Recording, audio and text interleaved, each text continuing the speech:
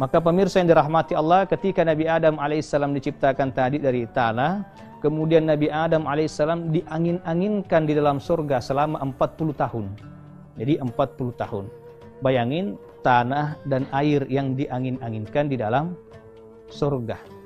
Kal-fakhar, bagaikan tembikar. Jadi tembikar itu asalnya dari tanah dan air. Ya, tembikar. Tahu tembikar kan?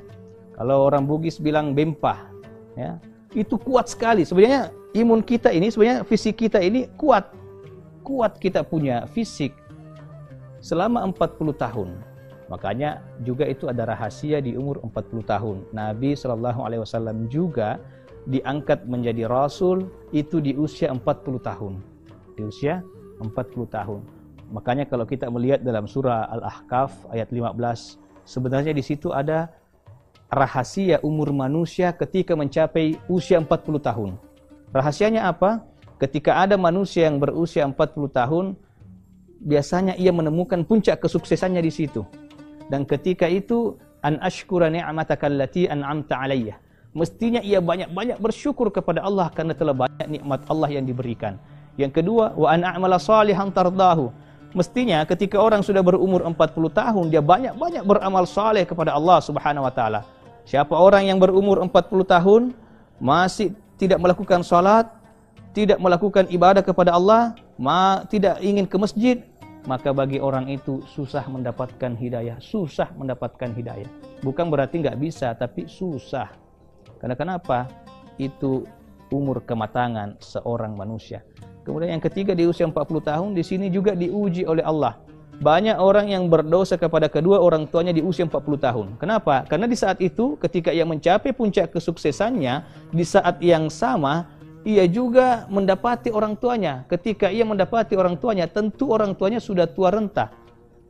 Mungkin ketika ia di usia 40, orang tuanya sudah berusia 60, atau 70 tahun, atau 80 tahun. Artinya ketika ia mendapatkan orang tuanya sudah dalam keadaan tua renta, maka itu ujiannya.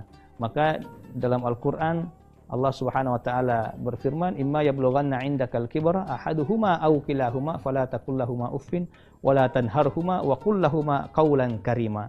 Jadi ketika mendapati orang tua salah satu atau dua-duanya di usia senja, jangan pernah menyakiti hatinya, jangan pernah mengatakan perkataan katakanlah perkataan yang baik-baik. Maka pemirsa yang dirahmati Allah Subhanahu wa taala, setelah 40 tahun barulah kemudian tsumma sawwahu wa nafaha fihi min ruhi. Allah sempurnakan penciptaan Nabi Adam alaihissalam, Allah tiupkan ruh. Nanti setelah ruh masuk, barulah kemudian malaikat disuruh sujud kepada Nabi Adam alaihissalam. Itu ketika ruh masuk baru disujud, baru malaikat disuruh sujud kepada Nabi Adam alaihissalam. Jadi sebetulnya pemirsa yang dirahmati Allah, fisik kita ini sungguh sangat sempurna. Sungguh sangat sempurna penciptaan manusia ini baru segi fisik. Laqad khalaqnal insana fi ahsani taqwim. Telah aku ciptakan manusia dalam bentuk yang paling sempurna. Coba kita perhatikan bentuk kesempurnaan manusia secara fisik aja ini. Secara fisik manusia itu diberikan 2 tangan, 2 kaki. Ada makhluk Allah yang Allah ciptakan berjalan dengan 4 kaki, seperti kambing, sapi, kerbau. Ada yang berjalan 2 kaki, seperti ayam. Tapi coba lihat jari jemari ayam, ya kan? Nah, manusia secara fisik sempurna. Tangan kita 2, kaki kita 2. Allah ciptakan alis. Alis kita Allah ciptakan supaya apa? Untuk menghalangi keringat-keringat yang masuk dari atas, maka dihalangi oleh alis. Bulu mata untuk menghadang debu-debu yang masuk dalam mata kita. Cuman sekarang banyak ini yang ngerusak ciptaan Allah. Udah dikasih alis yang bagus-bagus, terus alisnya dicukur, dipindahin ke atas, ya kan? Digambar, begitu ke pesta hujan, alisnya hilang 1. Orang ketawa, dia juga ketawa. Padahal dia nggak tahu yang diketawain dia. Kenapa? Ngerubah apa yang Allah telah ciptakan. Bahkan kalau kita melihat air dalam tubuh kita, lebih dari 70% mengandung air. Tapi disitulah kehebatannya Allah, disitulah kemahasempurnaannya Allah. Air itu beda-beda dalam tubuh kita. Air di telinga kita itu terasa pahit, air mata terasa asin, sementara air liur itu terasa tawar. Kenapa?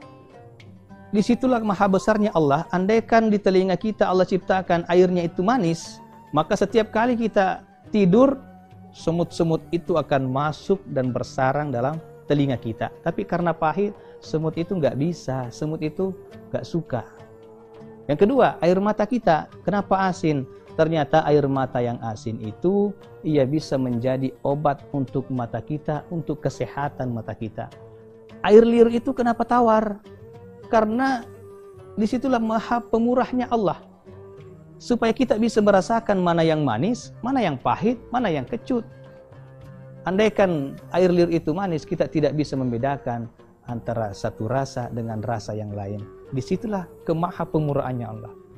Kuku kita tumbuh. Kuku kita tumbuh, dipotong. Allah ciptakan gigi, tapi gigi kita tidak tumbuh seperti kuku kita. Andaikan gigi tumbuh seperti kuku, mungkin yang kita pakai bukan sikat gigi kali ya. Mungkin yang kita pakai itu gerinda. Nah, orang Bugis bilang gulindra. Nah, tapi Allah maha sempurna ciptaannya. Allah maha pengasih, maha penyayang, maha luar biasa. Nah, disitulah makanya la in syakartum la azidannakum wa la in kafartum inna adzabi lasyadid. Jika engkau bersyukuri atas semua nikmat-nikmat Allah, insyaallah Allah akan tambahkan nikmatnya. Jika kita bersyukur kepada Allah, Allah akan tambahkan nikmatnya. Dikasih rezeki disyukuri, insyaallah ditambah. Dikasih mobil disyukuri, insyaallah ditambah. Dikasih anak disyukuri, insyaallah ditambah. Dikasih istri disyukuri, insyaallah jangan ditambah. Istrinya ditambah rezekinya, amin. Nah, itulah kemaha pemurahan Allah kepada manusia. Manusia adalah makhluk yang sempurna, makhluk yang paling istimewa yang Allah ciptakan dengan tangannya, yang Allah ciptakan dan Allah banggakan di depan para malaikat, di mana kemudian Allah memberikan keistimewaan khusus kepada manusia yang tidak diberikan kepada makhluk-makhluk selain manusia.